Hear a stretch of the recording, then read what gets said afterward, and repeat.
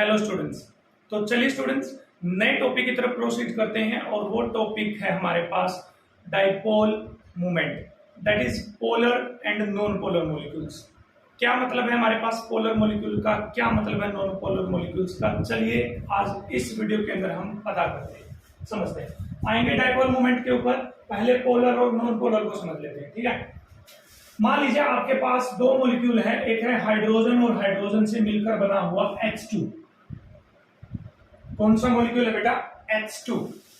दूसरा मॉलिक्यूल है बेटा हाइड्रोजन और फ्लोरीन से मिलकर बना हुआ HF। ये दो मॉलिक्यूल आपके पास हैं।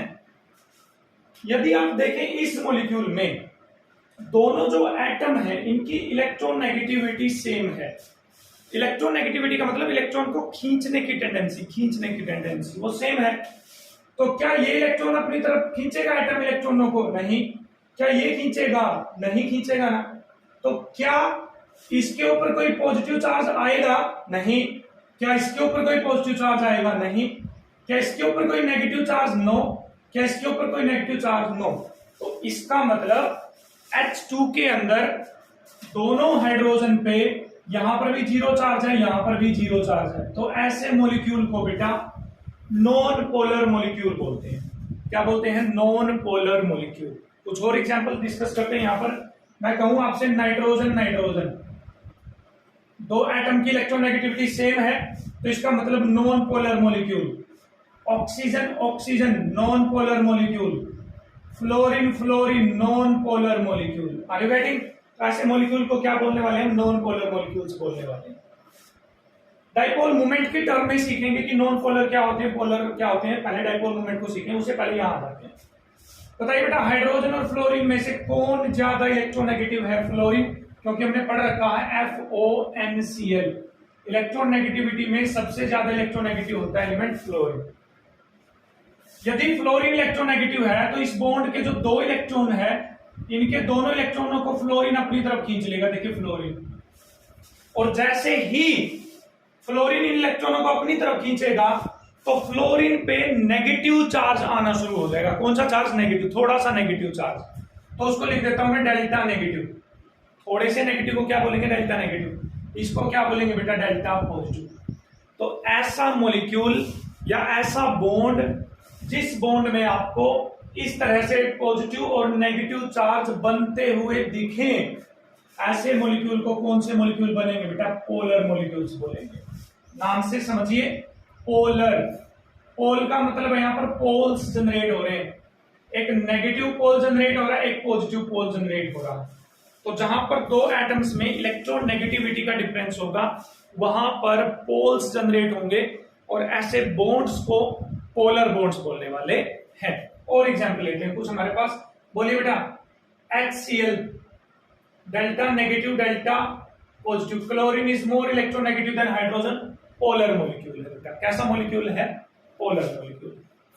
अब यहां तो ये बॉन्ड पोलर है, यहां पर भी ये बॉन्ड पोलर है। तो क्या बॉन्ड पोलर होने से पूरे का पूरा मॉलिक्यूल भी पोलर हो जाएगा या नहीं होगा? ये हमें बताएगा डाइपोल मोमेंट। कौन बताएगा बेटा? Dipole moment. तो चलिए सीख लेते हैं डाइपोल मोमेंट के बारे में, ठीक है। Let's start. तो चलिए बेटा स्टार्ट करते हैं डाइपोल मोमेंट। क्या है डाइपोल मोमेंट? चलिए मैं HF का एग्जांपल ले रहा हूं। यहां पर HF के एग्जांपल से समझेंगे। This is hydrogen and fluorine, ठीक। फ्लोरीन ज्यादा इलेक्ट्रोनेगेटिव है तो यहां पर थोड़ा बहुत नेगेटिव चार्ज आएगा, यहां पर थोड़ा बहुत पॉजिटिव चार्ज आएगा। जितना यहां पर पॉजिटिव चार्ज आएगा उतना ही यहां पर नेगेटिव चार्ज आएगा। तो कहते हैं इस बॉन्ड की या इस मॉलिक्यूल की आपको यदि डाइपोल मोमेंट निकालनी है तो डाइपोल मोमेंट को लिखेंगे म्यू से बेटा। किसे लिखेंगे? म्यू से। ये किसके इक्वल होगी? इनके ऊपर कितना चार्ज है? क्यू। क्यू क्या है बेटा? हमारे पास चार्ज। मैग्नीट्यूड लेंगे हम, क्योंकि नेगेटिव पॉजिटिव का मैग्नीट्यूड तो सेम ही आएगा जब दोनों सेम चार्ज है। तो इनटू में इनके बीच का जो डिस्टेंस है बेटा, इनके बीच का क्या है हमारे पास? इनके बीच का डिस्टेंस, इसको मान लेता हूं मैं d। तो म्यू इक्वल टू आएगा हमारे पास म्यू इंटू क्यू इंटू में d, ठीक है। तो म्यू यहां पर क्या है बेटा? हमारे पास डाइपोल मोमेंट है। क्यू क्या है? चार्ज। d क्या है बेटा? डिस्टेंस। क्या है? डिस्टेंस है हमारे पास। समझ पा रहे हो इस चीज को? जो डाइपोल मोमेंट है बेटा, इसकी यूनिट होती है डी बाय, क्या यूनिट होती है बेटा हमारे पास? Debye, that is capital D. क्या होती है? Capital D. इसकी डी बाय यूनिट होती है, डी बाय।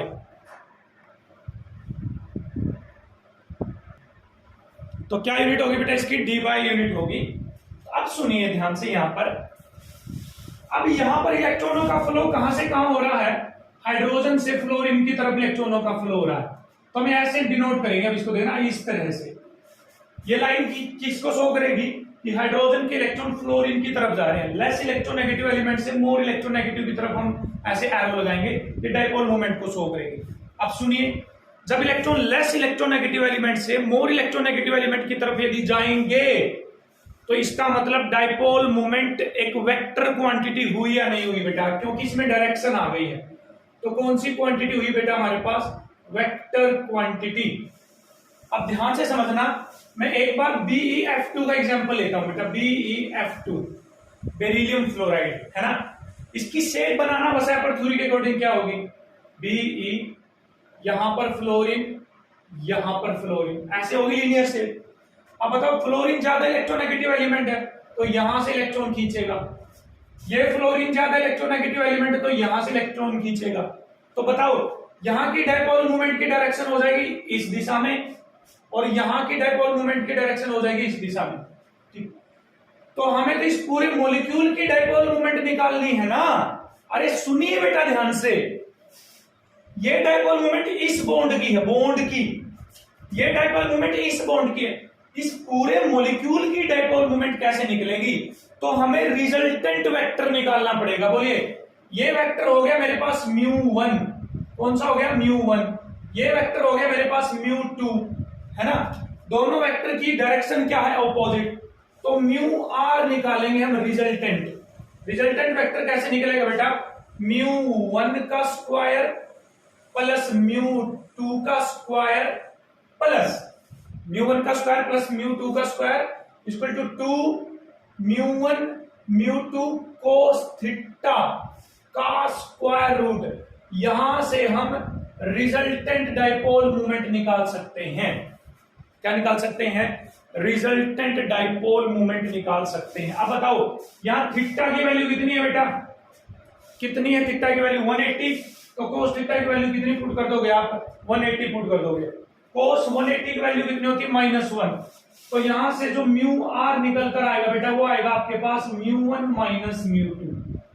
क्या निकल कर आएगा? μ1 माइनस μ2। आप सोल्व कर सकते हो। अब सुनो, जब ये भी सेम है, ये भी सेम है, दोनों फ्लोरीन है ना, दोनों सेम है, तो μ1 कैंसिल हो जाएगी। तो रिजल्टेंट क्या आ गया मेरे पास? 0। क्या आ गया? 0। इसका मतलब इस मॉलिक्यूल के अंदर डाइपोल मोमेंट नहीं होगी। कितनी होगी डाइपोल मोमेंट इसके अंदर? 0। कितनी होने वाली है? 0। अब सुनो, हालांकि ये बॉन्ड पोलर है, ये वाला बॉन्ड क्या है? पोलर। ये वाला बॉन्ड भी पोलर है, लेकिन पूरे का पूरा मॉलिक्यूल क्या है? Non polar.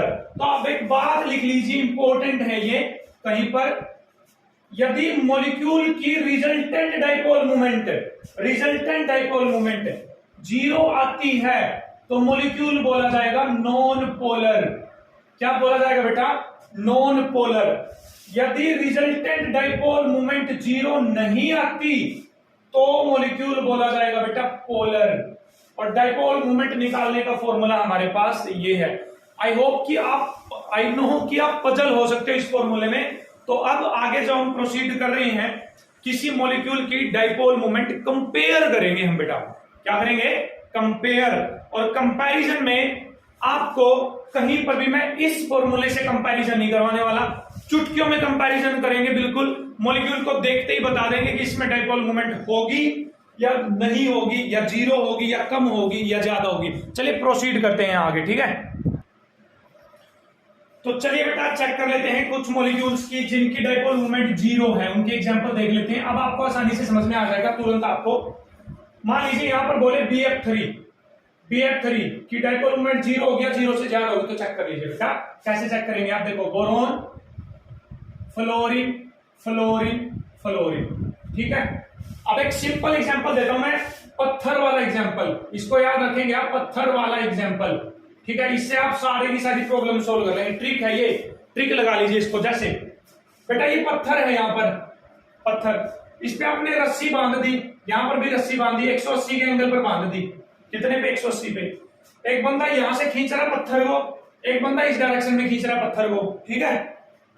यहां पर भी 10 न्यूटन फोर्स लग रही है, यहां पर भी 10 न्यूटन, सेम फोर्स लग रही है, इधर भी 10 न्यूटन, इधर भी 10 न्यूटन, डिस्टेंस भी सेम है। बताइए ये पत्थर कहां जाएगा? जाएगा क्या कहीं? सर नहीं जाएगा। तो नहीं जाएगा तो इसका मतलब इसकी डायपोल मूवमेंट क्या होगी? जीरो। क्या होगी डायपोल मूवमेंट? जीरो। समझो, ये पत्थर है, एक बंदा ऊपर की तरफ खींच रहा है, एक बंदा नीचे की तरफ, एक बंदा इधर खींच रहा है, ठीक। सारे के सारे 5 न्यूटन 5 न्यूटन 5 न्यूटन फोर्स लगा रहे हैं इस पत्थर पे। तो क्या ये पत्थर कहीं पे जाएगा? यदि नहीं जा रहा तो बोल दीजिए डायपोल मूवमेंट जीरो। यदि जा रहा है तो डायपोल मूवमेंट जीरो के इक्वल नहीं है। बोलो इसमें बोरोन, बोरोन के इलेक्ट्रॉन कौन खींच रहा है? Fluorine, fluorine, fluorine. अब देखो 120 120 120 एक जैसा एंगल है ना, तो बताओ कहीं पर इलेक्ट्रॉन की मूवमेंट होगी? नहीं। तो इसकी डायपोल मूवमेंट क्या होगी बेटा? जीरो। क्या होगी इसकी डायपोल मूवमेंट? जीरो। इस तरह से आप मॉलिक्यूल्स को देखते ही बता सकते हो कि डायपोल मूवमेंट जीरो होने वाली है या नहीं है। मैं कुछ और एग्जांपल ले रहा हूं यहां पर। बोलिए BeCl2, बताइए डायपोल मूवमेंट कितनी होगी बेटा? BeCl3, बताइए डायपोल मूवमेंट कितनी होगी बेटा? बताते रहिए बस आप लोग। SO3, S double bond O double bond O, बताइए dipole movement. CO2, C double bond O C double bond O, बताइए dipole movement. CCl4, Cl Cl Cl Cl, बताइए डायपोल मूवमेंट। बताओ, पत्थर वाले एग्जांपल से समझेंगे, पत्थर वाले एग्जांपल से। ये कहां रिजल्टेंट लगाओगे आप? ये वाला फॉर्मूला लगाने लग गए तो कभी नहीं सोल्व होगा आपसे। बोलिए 180 का एंगल, इधर इधर कैंसिल, तो आंसर आया जीरो, डायपोल मूवमेंट जीरो, है ना। 120 120 120 पे फोर्स लग रही तो डायपोल मूवमेंट बेटा जीरो, है ना। इधर उधर 180 एंगल तो बेटा डायपोल मूवमेंट जीरो, इधर उधर इधर तो डायपोल मूवमेंट बेटा जीरो, इधर इधर इधर इधर तो डायपोल मूवमेंट बेटा जीरो। आ गया? अब ध्यान रखना ये बात, इनमें कहीं पर भी लोन पेयर नहीं है। क्या नहीं है बेटा? कहीं पर भी लोन पेयर नहीं है, तो डायपोल मूवमेंट क्या है इनकी? जीरो। बताइए इसकी डायपोल मूवमेंट, जल्दी से बता दीजिए बस आप। P Cl Cl Cl Cl Cl PCl5, बेटा डायपोल मूवमेंट जीरो। ये ऊपर ये ऊपर ये इधर डायपोल मूवमेंट जीरो। बताइए इसकी डायपोल मूवमेंट SF6, बताइए sulphur, fluorine fluorine fluorine fluorine fluorine fluorine, बताइए बेटा। तो डायपोल मूवमेंट क्या आ जाएगी? जीरो। तो ऐसे मॉलिक्यूल की डायपोल मूवमेंट क्या होगी? जीरो। तो ये सारे के सारे मॉलिक्यूल क्या बोले जाएंगे बेटा हमारे पास? नॉन पोलर मॉलिक्यूल्स बोले जाएंगे। जिन मॉलिक्यूल्स की रिजल्टेंट डायपोल मूवमेंट जीरो होती है उनको क्या बोलेंगे हम? नॉन पोलर मॉलिक्यूल्स बोलने वाले। हालांकि इसमें बॉन्ड पोलर प्रेजेंट है, ध्यान से देखो इस बात को। BCl इस बॉन्ड पे डेल्टा नेगेटिव, इस पे डेल्टा पॉजिटिव, बॉन्ड पोलर है, लेकिन पूरे का पूरा मॉलिक्यूल है ना, ये मॉलिक्यूल ये नॉन पोलर है, क्योंकि यहां पर रिजल्टेंट डायपोल मूवमेंट क्या आ रही है बेटा? जीरो आ रही है। क्या आ रही है? जीरो। चलिए कुछ एग्जांपल्स लेते हैं अब जिनमें लोन पेयर आएगा। क्या आएगा? Lone pair. तो चलिए बेटा इन मॉलिक्यूल्स की डायपोल मूवमेंट के बारे में बात करते हैं, जीरो होगी या नहीं होगी। चलिए NH3 की स्ट्रक्चर बनाइए, नाइट्रोजन हाइड्रोजन हाइड्रोजन हाइड्रोजन, ठीक है। ये लोन पेयर यहां आ गया। हमेशा मैं बता दूं लोन पेयर की डायपोल मूवमेंट लोन पेयर की डायरेक्शन में होती है। जिस साइड में लोन पेयर होता है ना, उसी साइड में उसकी डायपोल मूवमेंट होगी। तो देखो यहां कौन ज्यादा इलेक्ट्रॉन एक्टिव है? नाइट्रोजन हाइड्रोजन से, तो इसकी डायपोल मूवमेंट होगी इस डायरेक्शन में, समझ गए? इसकी इस डायरेक्शन में, समझ गए? इसकी इस डायरेक्शन में, समझ गए? कैंसिल तो नहीं कर रही ना ये, और इसकी होगी बेटा इस डायरेक्शन में डायपोल मूवमेंट। तो बोलो ये भी उसी डायरेक्शन में, ये भी इसी डायरेक्शन में। तो जब सेम डायरेक्शन में आप फोर्स लगा रहे हो, सेम डायरेक्शन में, तो डायपोल मूवमेंट बढ़ जाएगी। मतलब कहने का मतलब ये है, मान लीजिए μ1 भी इसी डायरेक्शन में है, μ2 भी इसी डायरेक्शन में है, तो थीटा की वैल्यू कितनी होगी बेटा? जीरो। कितनी होगी? जीरो।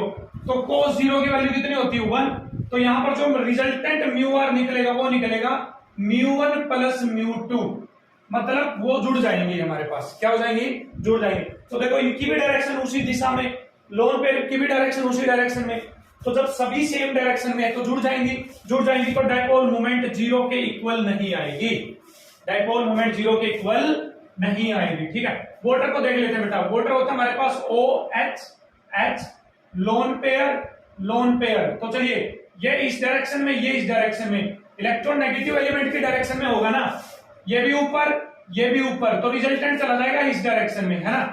तो इसकी भी डायपोल मोमेंट जीरो के इक्वल नहीं होगी। HCl देखो बेटा, ये इस डायरेक्शन में है ना, तो इसमें तो है ही नहीं कोई, तो ये भी डायपोल मोमेंट जीरो के इक्वल नहीं होगी। NF3 को देखो बेटा, NF3 नाइट्रोजन फ्लोरीन, यहां पर आ गया लोन पेयर। ठीक है, यहां कौन खींच रहा है? फ्लोरीन, क्योंकि फ्लोरीन ज्यादा इलेक्ट्रोनेगेटिव है तो फ्लोरीन खींचेगा, लोन पेयर खींचेगा ऊपर की तरफ।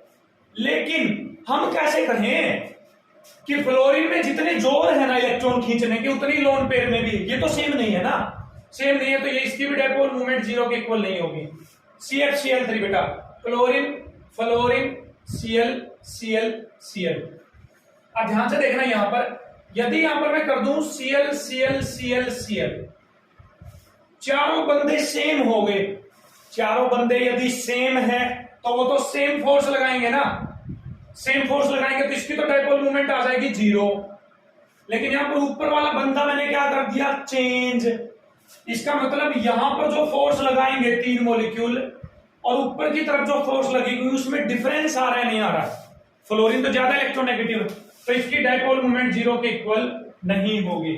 तो इस तरह से हम पता कर सकते हैं कि किसकी डायपोल मूवमेंट जीरो के इक्वल होगी, किसकी डायपोल मूवमेंट जीरो के इक्वल नहीं होगी। अब आते हैं कंपैरिजन वाले क्वेश्चंस पे। प्रीवियस ईयर के क्वेश्चंस भी करेंगे और कंपैरिजन वाले क्वेश्चंस भी अभी करने वाले हैं बेटा, बस बने रहिए मेरे साथ। तो चलिए बेटा, हमारे पास ये 5 क्वेश्चंस हैं, ठीक है, इनको सोल्व करने की कोशिश करते हैं। देखिए, इनमें से बताइए किसके अंदर डायपोल मोमेंट सबसे ज्यादा होगी। तो बेटा यहां पर फ्लोरीन है, यहां क्लोरीन है, यहां ब्रोमीन, यहां पर आयोडीन। तो इनमें से सबसे ज्यादा जो इलेक्ट्रोनेगेटिव एलिमेंट है, सबसे ज्यादा इलेक्ट्रोनेगेटिव एलिमेंट, वही इलेक्ट्रॉन जल्दी खींचेगा, और यदि वो इलेक्ट्रॉन जल्दी खींचेगा तो वहां पर नेगेटिव चार्ज भी तो ज्यादा हो जाएगा, मतलब Q की वैल्यू ज्यादा हो जाएगी, और यदि Q की वैल्यू ज्यादा हो जाएगी तो म्यू बढ़ जाएगा हमारे पास। क्या बढ़ जाएगा बेटा? म्यू। तो यहां पर सबसे ज्यादा डायपोल मूवमेंट आएगी HF में, तो ऑर्डर आ जाएगा हमारे पास ये वाला, डायपोल मूवमेंट का ऑर्डर आ जाएगा ये। आई होप कि आपको क्लियर है। क्लियर है सर? बिल्कुल क्लियर है सर। आगे चलते हैं। वाटर और NH3 में, वाटर होता है बेटा OH लोन पेयर, NH3 होता है बेटा नाइट्रोजन हाइड्रोजन लोन पेयर। तो देखिए इसके भी लोन पेयर ऊपर की तरफ है, और ये भी ऊपर की तरफ जा रहा है, लोन पेयर भी ऊपर की तरफ जा रहे हैं। यहां पर भी ये भी ऊपर की तरफ जा रहा है, लोन पेयर भी ऊपर की तरफ जा रहे हैं। लेकिन अब बात कहां पर होगी? इस एलिमेंट की इलेक्ट्रोनेगेटिविटी पे। बोलो, ऑक्सीजन ज्यादा इलेक्ट्रोनेगेटिव है, नाइट्रोजन ज्यादा इलेक्ट्रोनेगेटिव है? ऑक्सीजन ज्यादा इलेक्ट्रोनेगेटिव है ना, तो जितना ज्यादा इलेक्ट्रोनेगेटिव एलिमेंट होगा डायपोल मूवमेंट उसी की ज्यादा होगी, तो इसकी डायपोल मूवमेंट क्या हो जाएगी बेटा? ज्यादा हो जाएगी। चलिए NH3 और NF3 में केस में बात करते हैं। NH3 होता है बेटा NHH लोन पेयर, NF3 है बेटा हमारे पास NFF लोन पेयर। दिखने में तो शेप एक जैसी है, ये बात आप ध्यान से रख अपने दिमाग में बैठा लीजिए। इलेक्ट्रॉन की मूवमेंट इलेक्ट्रॉन नेगेटिव एलिमेंट की तरफ होगी। बोलो यहां का इलेक्ट्रॉन नेगेटिव कौन है? नाइट्रोजन है ना, हो गई मूवमेंट। यहां लोन पेयर भी ऊपर की तरफ मूवमेंट, तो बोलो ये तीनों भी ऊपर की तरफ है, लोन पेयर भी ऊपर की तरफ, तो यहां तो डायपोल मूवमेंट ज्यादा होनी चाहिए एज कंपेयर टू दिस, क्योंकि इसमें क्या है? फ्लोरीन ज्यादा इलेक्ट्रोनेगेटिव, तो नीचे की तरफ खींचेगा ना, नीचे की तरफ, ये भी नीचे की तरफ खींचेगा, ये भी नीचे की तरफ, और ये खींचेगा ऊपर की तरफ। तो ऐसा नहीं लग रहा? इसमें तो ऑपोजिट हो रहा है सिस्टम, अपोजिट होने का मतलब एंगल बढ़ रहा है, ठीक है। यहां पर सभी एक डायरेक्शन में तो जुड़ जाएंगे, ये अपोजिट है तो घट जाएंगे, तो इसका मतलब अमोनिया की डायपोल मूवमेंट NF3 से ज्यादा होती है। चलिए आते हैं यहां पर बेटा, यहां पर देखो इसकी डायरेक्शन तो ये, इसकी डायरेक्शन ये, क्योंकि क्लोरीन ज्यादा इलेक्ट्रोनेगेटिव है ना, इलेक्ट्रोनेगेटिव एलिमेंट की टर्म में बात करेंगे। ये इधर खींचेगा, ये इधर खींचेगा, एंगल कितने का? 180 डिग्री का, तो डायपोल मूवमेंट तो कितने आ जाएंगे बेटा? 0, है ना। लेकिन यहां पर ये भी ऊपर की तरफ, ये क्लोरीन भी ऊपर की तरफ, तो रिजल्टेंट कहां जाएगा? यहां, तो इसकी डायपोल मूवमेंट ज्यादा होगी। जहां दोनों क्लोरीन एक साइड में है ना, देखो एक साइड में, इसको बेटा सिस बोलते हैं, सिस, और इसको क्या बोलते हैं, ट्रांस। तो पूछ सकते हैं आपसे सिस और ट्रांस में से किसकी डाइपोल मोमेंट ज्यादा होती है, तो आप लिखोगे आंसर सिस, जहां दोनों क्लोरीन एक साइड में हो। ठीक, इनमें बताइए बेटा डाइपोल मोमेंट किसकी ज्यादा होगी, ये ऊपर की तरफ, ये नीचे की तरफ, एंगल 180 का, तो डाइपोल मोमेंट आ गई 0। अब ये थोड़े से क्लोज आ गए तो डाइपोल मोमेंट थोड़ी सी बढ़ जाएगी, ये और भी क्लोज आ गए, एंगल और भी कम हो गया ना, थीटा बहुत कम हो गया, तो इसका मतलब डाइपोल मोमेंट कोड आ जाएगा हमारे पास ये। ठीक है, इस वाली पोजीशन को बोलते हैं बेटा ऑर्थो, इस वाली पोजीशन को बोलते हैं बेटा मेटा। देखो इसके रिस्पेक्ट में 1 2 3, तीसरे नंबर पे तो मेटा, 1 2 दूसरे नंबर पे तो ऑर्थो, 1 2 3 4 चौथे नंबर पे तो पैरा। तो इसका मतलब ऑर्थो की डाइपोल मोमेंट मेटा से और पैरा से क्या होती है बेटा, ज्यादा होती है। तो इस तरह से हमें डाइपोल मोमेंट के क्वेश्चंस टैकल करने पड़ेंगे। चलिए कुछ प्रीवियस ईयर के क्वेश्चंस देख लेते हैं एक बार, फिर आगे बढ़ते हैं। तो चलिए बेटा हमारे पास ये 3 क्वेश्चंस हैं, तीनों ही कंपटीशन में पूछे गए हैं। ठीक है, तो चलिए इन क्वेश्चंस को सोल्व करते हैं। पहला क्वेश्चन है कि इन चारों में से डाइपोल मोमेंट का करेक्ट ऑर्डर कौन सा है। नीट 2019 का एग्जांपल है ये क्वेश्चन है, ये चारों में से कौन सा करेक्ट ऑर्डर है। अब बताओ पहले वाले पे बढ़ते हैं। BF3 बेटा, BF3 क्या था, बोरोन फ्लोरीन फ्लोरीन फ्लोरीन, इसकी तो डाइपोल मोमेंट 0 थी, तो ये तो ऑप्शन हो ही नहीं सकता, ये ऑप्शन नहीं हो सकता। अब इन तीनों ऑप्शन में वाटर सबसे आगे है, क्योंकि ऑक्सीजन इलेक्ट्रोनेगेटिव है तो वाटर ही सबसे आगे आएगा, इसमें तो कोई दोहरा ही नहीं है हमारे पास। अभी अभी हमने कंपेयर किया था, BF3 सबसे पीछे होना चाहिए है ना, तो BF3 सबसे पीछे इसमें है और इसमें है, तो ये ऑप्शन भी गया हमारे पास। ठीक, अब बात आई इन दो की, इन दो में से हमें चेक करना है किसका आएगा। अभी आपको ध्यान हो तो अभी ये क्वेश्चन हमने किया था कि NH3 में तो होता है तीनों के तीनों ऊपर जाते हैं, ऊपर ऊपर ऊपर, लोन पेयर भी ऊपर जाता है, तो इसका मतलब NH3 की NH3 से ज्यादा डाइपोल मोमेंट होगी, तो इसका आंसर आ जाएगा बेटा सी। क्या आ जाएगा इसका आंसर सी। आई होप आपको क्लियर है सर, बिल्कुल क्लियर। इन चारों में से बताना है सबसे ज्यादा डाइपोल मोमेंट किस में है। अब देखो नेपाल पाकिस्तान ऑस्ट्रेलिया सब बिके, नेपाल पाकिस्तान ऑस्ट्रेलिया सब बिके, तो सबसे ज्यादा चारों में से सबसे ज्यादा डाइपोल मोमेंट किसकी होगी। मैंने बताया था जितनी ज्यादा इलेक्ट्रोनेगेटिव एलिमेंट होगा उतना ही ज्यादा डाइपोल मोमेंट होगी, तो नाइट्रोजन सबसे ज्यादा इलेक्ट्रोनेगेटिव एलिमेंट है, तो अमोनिया की डाइपोल मोमेंट सबसे ज्यादा होगी। बेटा आंसर आ गया है, क्या गया है आंसर। इनमें से बताइए सबसे ज्यादा इलेक्ट्रॉन वो डाइपोल मोमेंट सबसे ज्यादा किसकी होगी बेटा। SO3 को देखो तो S double bond O double bond O double bond O, इसके तो डाइपोल मोमेंट 0 होती थी, तो ये तो कट गया। अब इन तीनों में से देखो HI है इस तरह से, अमोनिया और वाटर वाला तो ऊपर ही पड़ा हुआ, देखो अमोनिया और वाटर वाला, तो अमोनिया कट गया, वाटर और ये बच गया। आयोडीन और ऑक्सीजन में से कौन ज्यादा इलेक्ट्रोनेगेटिव एलिमेंट है बेटा, ऑक्सीजन, तो आंसर आ जाएगा वाटर। क्या आ जाएगा बेटा हमारे पास आंसर वाटर आ जाएगा, इसकी डाइपोल मोमेंट सबसे ज्यादा होगी। चलिए लास्ट क्वेश्चन करते हैं बस एक और। तो चलिए बेटा लास्ट क्वेश्चन है डाइपोल मोमेंट पे, इनमें से आपको बताना है कौन सा मॉलिक्यूल पोलर है। तो पोलर मॉलिक्यूल की अब कंडीशन आप सीख गए हो, डाइपोल मोमेंट यदि 0 के इक्वल नहीं है तो पोलर, डाइपोल मोमेंट 0 है तो क्या होगा बेटा, नॉन पोलर होगा। ठीक है, चलिए चेक करिए। चलिए यहां से शुरू करते हैं। ऐसा ही है 4 बेटा, silicon fluorine fluorine fluorine fluorine, tetrahedral structure, 109 degree 28 minute का एंगल, तो डाइपोल मोमेंट आ गई 0, 0 का मतलब नॉन पोलर। BF3 को तो जानते हो बेटा, बोरोन फ्लोरीन फ्लोरीन फ्लोरीन, तो डाइपोल मोमेंट 0, तो बेटा नॉन पोलर। जिनोन एक नोबल गैस है, इसके बैलेंस में 8 इलेक्ट्रॉन होते हैं, जिनमें से 4 ने तो बॉन्ड बना रखे हैं और 2 लोन पेयर इसके ऊपर पड़े हुए हैं, तो जिन्होंने F4 की स्ट्रक्चर बनाता हूं मैं आपको, फ्लोरीन फ्लोरीन फ्लोरीन फ्लोरीन, एक लोन पेयर ऊपर एक लोन पेयर नीचे। बताओ ये ऊपर ये नीचे कैंसल, ये इधर ये उधर कैंसल, ये इधर ये उधर कैंसल, हो गया। SF4 याद करिए, SF4 की कैसी स्ट्रक्चर होती है बेटा, एक झूला शेप याद करो, आप लोगों ने झूला शेप कहीं पर शीशा शेप आप लोगों ने पढ़ी होगी, याद करिए। SO4 की स्ट्रक्चर होती है फ्लोरीन फ्लोरीन फ्लोरीन फ्लोरीन, ये लोन पेयर, तो ये तो सिमेट्रिकल स्ट्रक्चर नहीं है ना, सिमेट्रिकल स्ट्रक्चर नहीं है, तो इसका मतलब SF4 की डाइपोल मोमेंट 0 के इक्वल नहीं है, तो SF4 कैसा मॉलिक्यूल आ जाएगा बेटा हमारे पास, पोलर मॉलिक्यूल आ जाएगा। कैसा मॉलिक्यूल आ जाएगा, पोलर मॉलिक्यूल। तो आई होप कि अब आपको क्लियर है, पोलर बॉन्ड हो ऐसा जरूरी नहीं है कि तो वो मॉलिक्यूल भी पोलर होगा, बॉन्ड पोलर हो सकते हैं लेकिन मॉलिक्यूल पोलर हो या ना हो ऐसा जरूरी नहीं है। जैसे BeF2 अब ये बॉन्ड तो बेटा पोलर है, लेकिन मॉलिक्यूल की डाइपोल मोमेंट जीरो है, पूरा का पूरा मॉलिक्यूल नॉन पोलर है। क्या है? पूरे का पूरा मॉलिक्यूल नॉन पोलर। तो पोलर और नॉन पोलर मॉलिक्यूल को पहचानने की बात करूं मैं। मॉलिक्यूल को पहचानने के लिए आपको सिंपल सा आइडिया लगाना पड़ेगा, उसकी डाइपोल मोमेंट चेक करनी पड़ेगी। यदि वो जीरो है तो नॉन पोलर मॉलिक्यूल, यदि डाइपोल मोमेंट जीरो नहीं है तो कैसा मॉलिक्यूल हो जाएगा? पोलर मॉलिक्यूल हो जाएगा। तो आई होप आपको dipole moment, polar molecules, non polar molecules अच्छे से क्लियर है। तो बने रहिए मेरे साथ, हम नेक्स्ट वीडियो के अंदर फिर से मिलेंगे। तब तक के लिए इस वीडियो को अच्छे से देखिए, आप लोग अपने दोस्तों के साथ शेयर करिए। Have a nice day, thank you.